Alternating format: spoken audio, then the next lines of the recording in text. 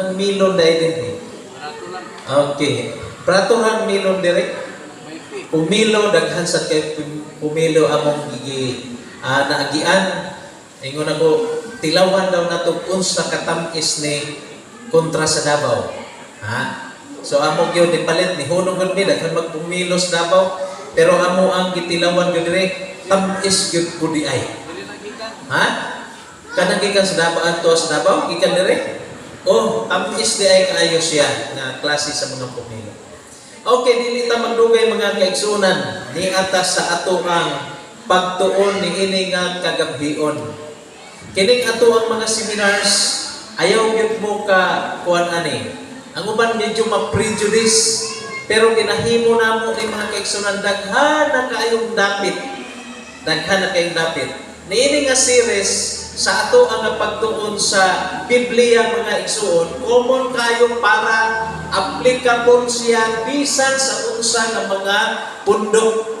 Sa atong pakinig atong panagatigom wala ni siya'y gipinig nga pundok para ni sa tanan pagtuon tag mga sugilanon, mga parumbulo ni Jesus Christ aron madasig lang gyud ta sa atong pagtuog pagpangalagad mapalig-o nato ang atong relasyon diha sa Ginoo.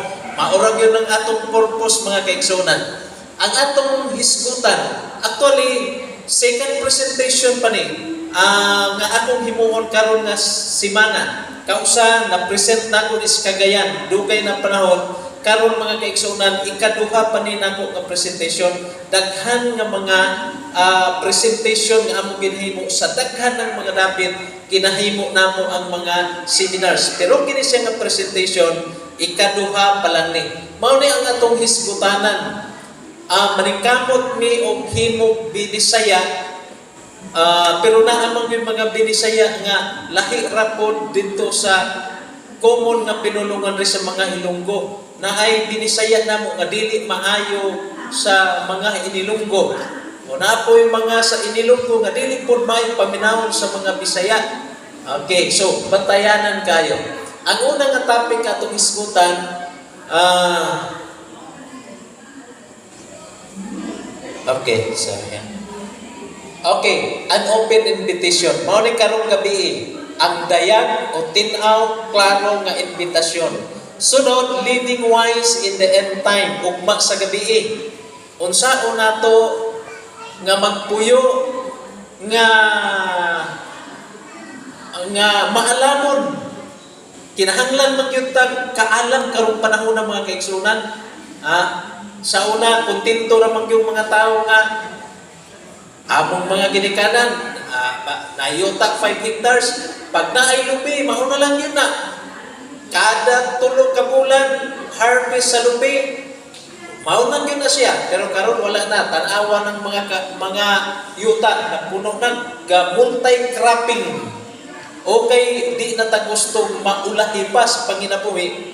So niining katapusan nga panahon, kinahanglan maalamon ta mga kaigsuunan samtang mga tubang sa mga panahon. Sunod, the mindset that ultimately wins.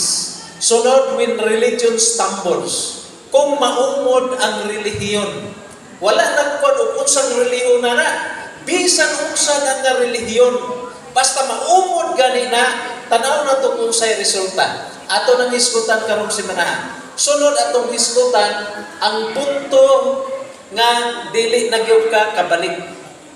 Ato nang hisgutan nang tanan sa Biblia atong hisgutan ha. Gihimuan lang nako titulo nga sama ni ana. Sunod, the hard work of forgiveness. Sayon ra ba pagpasaylo mga igsoon? Sayon ra ba magpasaylo? Perting lisuran mga kaigsuonan. Abi natok sayon lang ng pagpasaylo. Ang akong magulang, second sa kinamagwangan, giluba dito sa Davao. Tatay, dihata sa hearing, kada akong kuya, tulo na silang nagsunod nga lalaki. Ang ikaduha, gidunggab, nadunggaban mga kaigsunan. Panahon na sa hearing, kanang ikatulong nga lalaki, buutan ra gyud kaina. Ilumon, maayo-kaayo, maglikay yun, upuan ka ng kadaot. Si Kuya Edi na ko, Si Kuya Edi. Okay, pero panahon sa hearing, sa siya na gipa tindog sa witness stand, imbes ang agianan sa amo nga witness stand, dito yun siya ni Agi sa pikas. Pag abot dito, katong nakaluba mga kaigsunan, gisikaran yun. Di yun ay sayon mga kaigsunan ang pagpasaylo. Buutan kayo akong igsuon, pero nanipa yun dito sa Hall of Justice. Kay dili sayon ning pagpasaylo. Ato nang hisgutan karon usa sa atong hisgutanan karon si manahan. Sunod,